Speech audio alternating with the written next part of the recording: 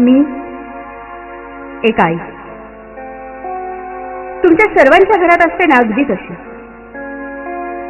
9 महिने एका जीवाचं उदरात संगोपन करून अनंत यातना सहन करत एका निष्पाप लेकराला जन्म देणारी आहे. कोपर्डीसारख्या माझ्या छोट्या गावात घरदार सांभाळत लेकराला संस्कार देत कुटुंबाचा गाडा अहोरात्र कष्टाने चालवणारी एक आई. भविष्यात दोन्ही घराला प्रकाश देण्याचं सामर्थ्य आपल्या मुलीमध्ये यावं म्हणून शिक्षणाचं बाळकडू पाजण्यास मी कधीही कमी पडले नाही. थकून भागून शाळेतून घरी आल्यावर गृहपाठ करणारी माझी चिमुकली आजही दिसते मला. तिच्या निरागस डोळ्यामध्ये कल्पना चावलासारखी गगनभरारी घेण्याचा आशावाद होता.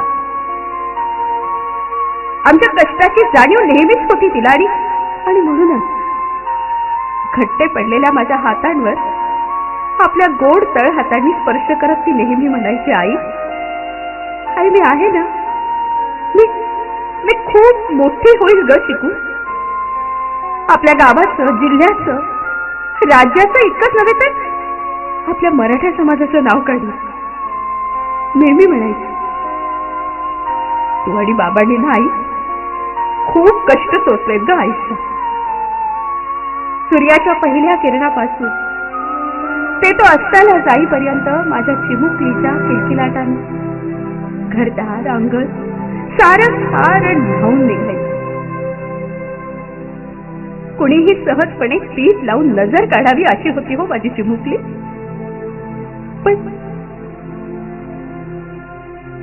पण अचानक होतच नव्हतं झालं.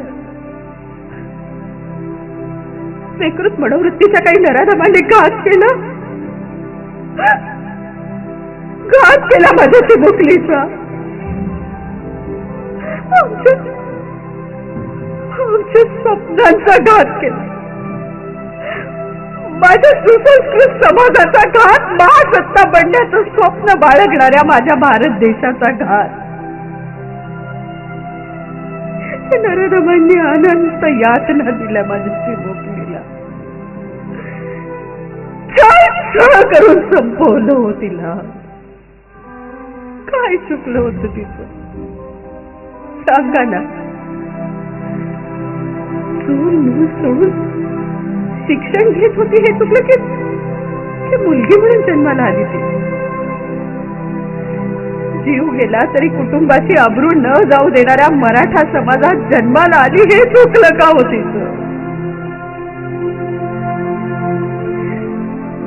मराठा जात नाहीये, जात नाहीये मराठा साम्राज्य छत्रपती शिवरायांचं. मलाही जाणीव आहे याची. म्हणूनच माझ्या चिमुकलीवर झालेल्या अन्यायासाठी मराठा रस्त्यावर उतरला. मला माहिती माझ्या चिमुकली प्रत्येकानेच पाहिली आपली मुलगी, आपली बहीण. म्हणूनच न भूतो न भविष्यती जनसागर लोटला विकृत मनोवृत्तीला नष्ट करण्यासाठी. मात्र तुम्ही सगळे एकत्र येण्याला माझ्या चिमुकलीचं हे कारण नको होतं. असो आता आलाच आहात एकत्र तर आपण असंच एकीने राहूया का? दाखवून देऊया जगाला की मुलीवर अत्याचाराची शेवटची घटना ही कोपर्डीची. आणि हे होणारच कारण मी शब्द दिलाय. तिच्या वाट पाहत असलेल्या वर्ग मैत्रिणीला, बेवारसपणे कोपऱ्यात घाबरून बसलेल्या तिच्या पाठीवरील दप्तरात, तिच्या धूळ खात पडलेल्या वह्या पुस्तकांना, तिच्या कपड्यांना, तिच्या पायाची चप्पल बुटाच्या जोड्यांना, तिच्याच्या प्रत्येक गोष्टीला ज्यांच्या सहकार्यानं ती उद्याची कल्पना चावला व्हायचं स्वप्न पाहत. माझ्या चिमुकलीप्रमाणे यापुढे कोणत्याही चिमुकलीवर वेळ येऊ नये म्हणून यायचं किमान. आणि मला खात्री आहे तुम्ही येणारच.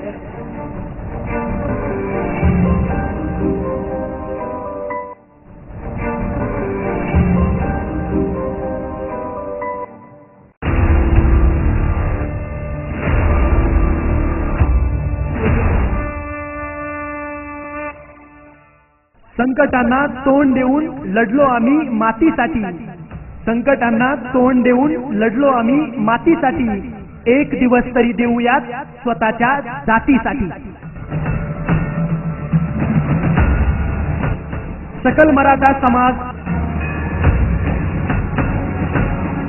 एक दिवस माणुसकीसाठी, एक दिवस आपल्या जातीसाठी.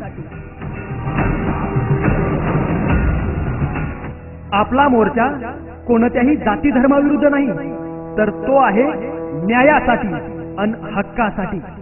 कारण स्त्री म्हणजे मराठ्यांच्या घरातील देवता. अन जर आमच्या देवतेच्या इज्जतीवर हात टाकाल तर एक लक्षात ठेवा, हे शेवटचेच मूकमोर्चे असतील.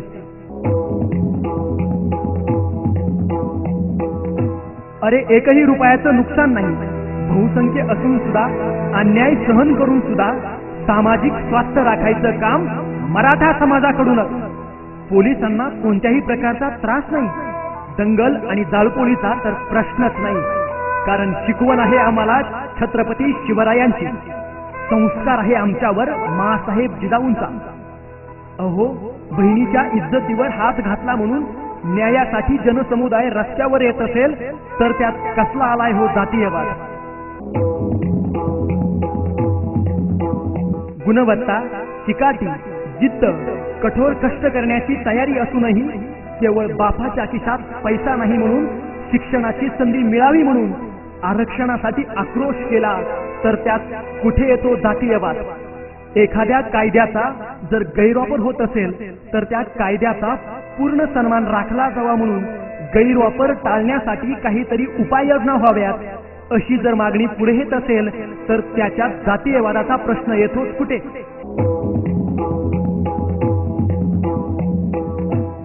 जगाचा पोशिंदा शेतकरी भावाच्या आत्महत्या थांबाव्यात म्हणून जर संघटित लढा उभारला जात असेल तर त्यात कसला आलाय हो स्वार्थ. ही लढाई आहे भूमिपुत्रांच्या हक्काची. ही लढाई आहे माता भगिनींच्या सन्मानाची. आणि ही लढाई आहे मराठ्यांच्या अस्तित्वाची.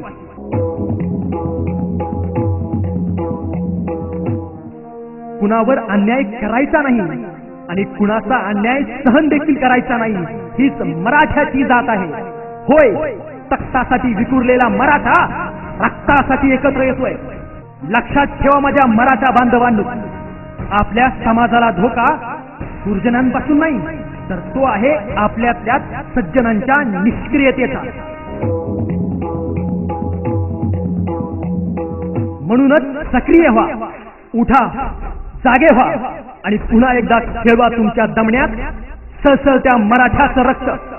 आणि म्हणूनच सकल मराठा समाज क्रांती मोर्चामध्ये सहकुटुंब लाखोंच्या संख्येनं सहभागी व्हा. एक मराठा, लाख मराठा.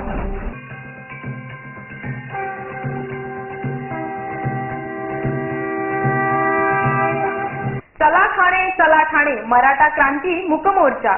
ठाणे जिल्हा आणि नवी मुंबई दिनांक 16 ऑक्टोबर 2016 सकाळी 10 वाजता.